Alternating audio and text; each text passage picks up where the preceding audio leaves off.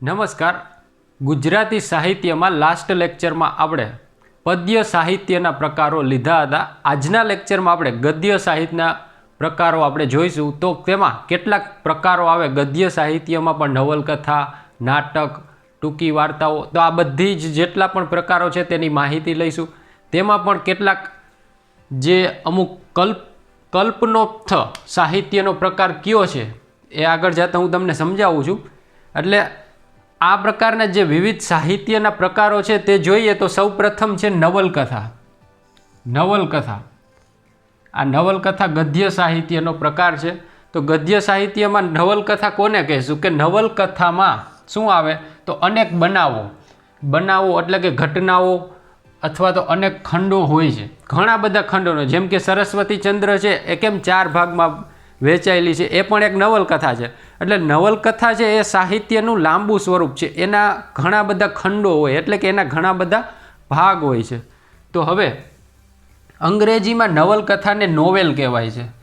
થોડા વધારે વિસ્તારવાળી, એટલે કે જેમ કે મેં તમને જણાવ્યું કે નવલકથા લાંબા વિસ્તારમાં મોટા ભાગની હોય છે. એક ભાગ 200 પાનાના પણ હોઈ શકે.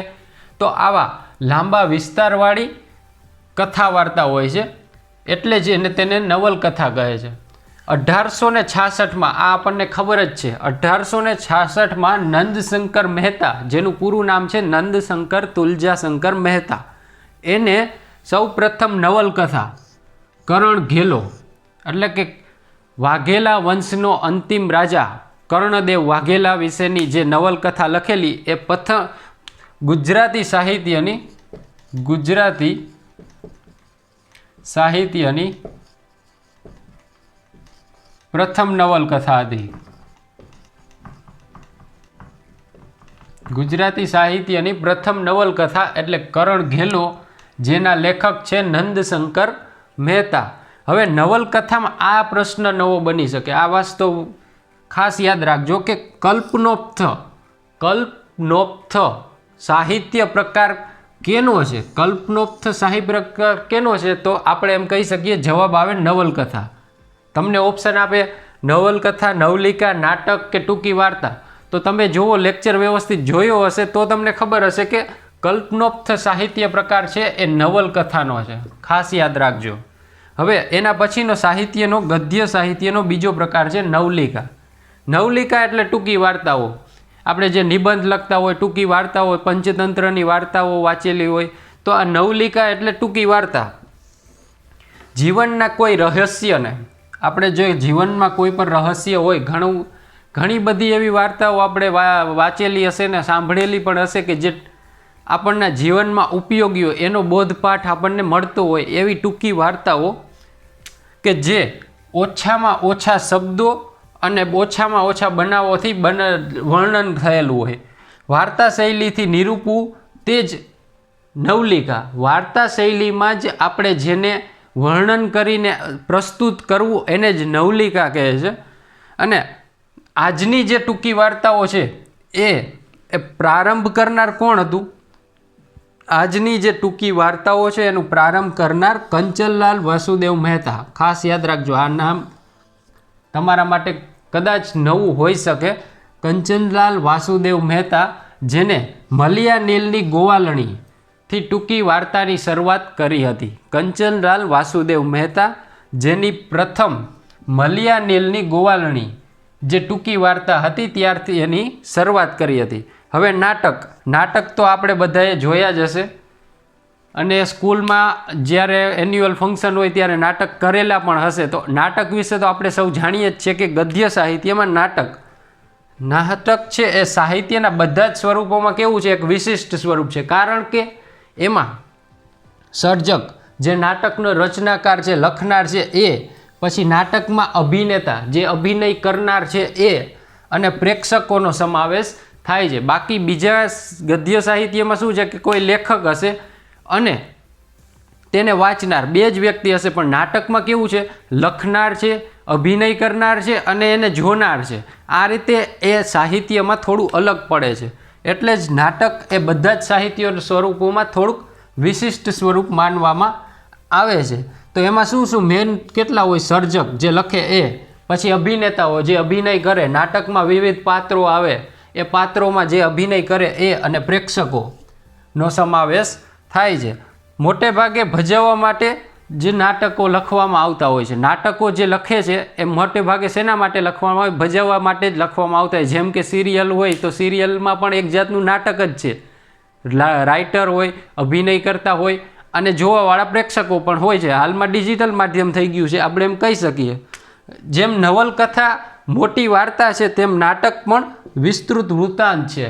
જેમ કે સિરિયલ કેટલા 3-4 વર્ષ 5 વર્ષ હાઈલા જ રાખે, એવી રીતે નાટક પણ તમે 2-3 ભાગમાં કે એવી રીતે તમે વિસ્તૃત જોઈ શકો. જેમ નવલકથા પણ કેમ 2-3 ભાગમાં હોય છે એ જ રીતે.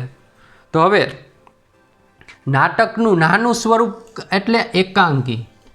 આ પ્રશ્ન પણ પૂછાઈ શકે. નાટકના ટૂંકા સ્વરૂપને શું કહેવામાં આવે છે? તો એકાંકી. આ વસ્તુ યાદ રાખજો, ટૂંકી વાર્તા નહીં. નવલિકાનું પૂછે તો ટૂંકી વાર્તા આવે, પરંતુ નાટકનું નાનું સ્વરૂપ એટલે એકાંકી. આ બંને વચ્ચેનો ડિફરન્સ સમજજો. અહીં નાટકમાં જોશો તો 3 કલાકનું નાટક હોય. મુંબઈમાં તો હજુ પણ નાટકો ચાલુ જ છે. એમાં શું છે કે નાટકમાં સમય મર્યાદા હોય છે, એટલે જ એને ટૂંકાણ પણ કહે છે. એટલે હવે આપણે નાટક ઓછા થઈ ગયા છે ભજવવામાં, પણ હજુ પણ ગામડામાં અથવા તો મુંબઈમાં પણ એવા ઘણા એવા થિયેટરો છે કે જ્યાં નાટકો ચાલુ છે. એટલે હવે ગદ્ય સાહિત્યમાં નવલકથા કોને કહેશું? કે લાંબા લખાણ હોય, ઘણા ભાગમાં વિભાજિત થયેલી હોય અને તેમાં બનાવો કે ઘટનાનું વર્ણન કરેલું હોય. સાથે જ પ્રથમ નવલકથા છે એ કરણ ઘેલો છે, એ યાદ રાખજો, નંદશંકર મહેતાની. અને આ વસ્તુ ખાસ યાદ રાખજો, કલ્પનોક્થ સાહિત્યનો કયો પ્રકાર છે? કયા સાહિત્યનો પ્રકાર છે? તો કે છે નવલકથા. બાકી તો નવલિકા એટલે ટૂંકી વાર્તા અને નાટક જે વૃત્તાંત એકાંકી કહી શકીએ.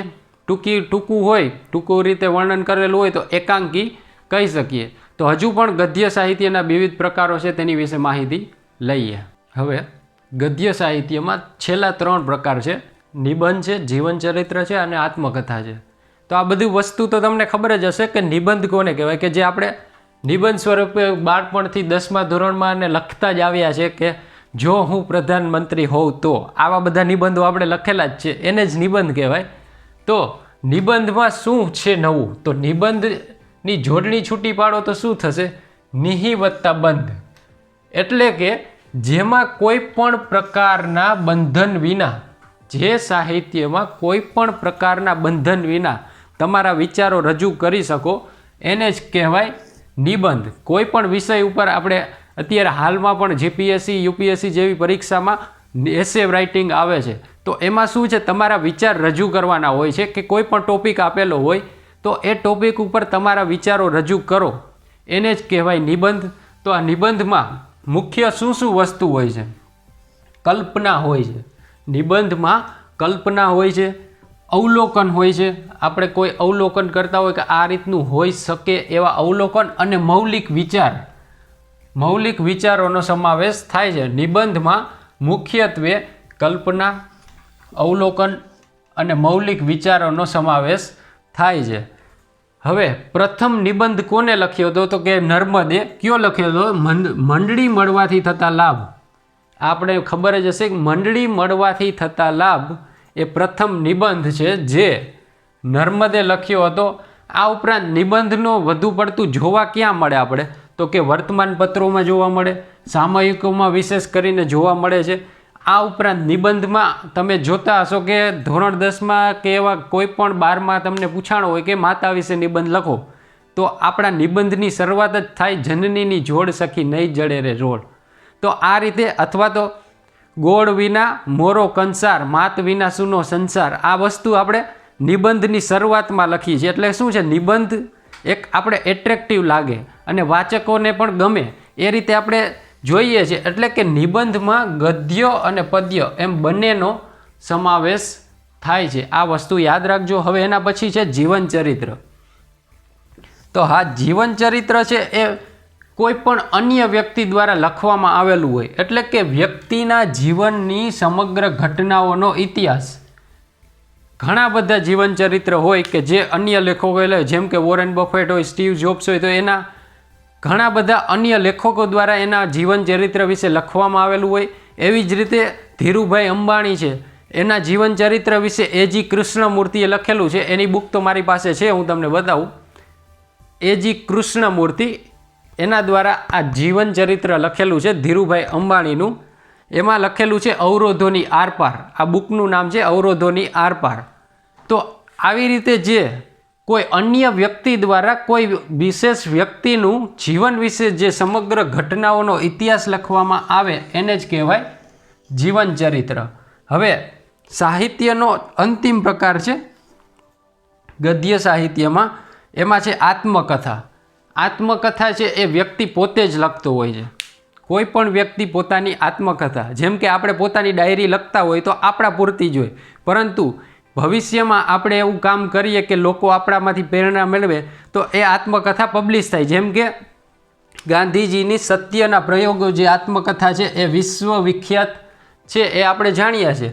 એટલે કે વ્યક્તિ પોતાના જીવનની ઘટનાઓ પોતે જ વર્ણવે, એના જીવનમાં જે પણ થયું હોય એ ઘટનાઓ પોતે જ લખે અને વર્ણવે અને તેનું આલેખન કરે, એટલે જ આત્મકથા. પોતે જ લખેલું હોય કે મારા જીવનમાં આ ઘટનાઓ બની, આ રીતે મહેનત કરી, આમ આગળ આવ્યો, એટલે આ જે ઘટનાઓ લખી હોય એ જ આત્મકથા કહે છે. એમાં સૌપ્રથમ આત્મકથા મારી હકીકત એ કોને લખેલી છે? તો નર્મદે સૌપ્રથમ આત્મકથા છે મારી હકીકત, અને એના લેખક છે નર્મદ. આ ઉપરાંત ગાંધીજીની સત્યના પ્રયોગો એ પણ એક આત્મકથા છે જે વિશ્વમાં ખૂબ જ સૌથી વધુ વેચાયેલી આત્મકથાઓ બુકમાં નામ આવે છે. તો અહીં આપણે ગુજરાતી સાહિત્યના પ્રથમ લેક્ચરમાં આપણે ગદ્ય સાહિત્ય, પદ્ય સાહિત્યના જેટલા પણ પ્રકાર હતા તે જોયા, અને આજના લેક્ચરમાં આપણે જેટલા પણ ગદ્ય સાહિત્યના જે પ્રકારો છે તેના વિશે માહિતી લીધી. નેક્સ્ટ લેક્ચરમાં આપણે સાહિત્યકારો વિશે જે માહિતી લેતા હતા ધોરણ 12ના સાહિત્યકારો એ કન્ટિન્યુ રહેશે. અને હજુ ઇન્ડિયન આર્ટ એન્ડ કલ્ચરના પણ લેક્ચર શરૂ કરવાનો છો, તો ટૂંક સમયમાં જ તેના લેક્ચર પણ આવી જશે. લાઇક, શેર, કમેન્ટ અને સબસ્ક્રાઈબ કરવાનું ભૂલાય નહીં. જય હિન્દ.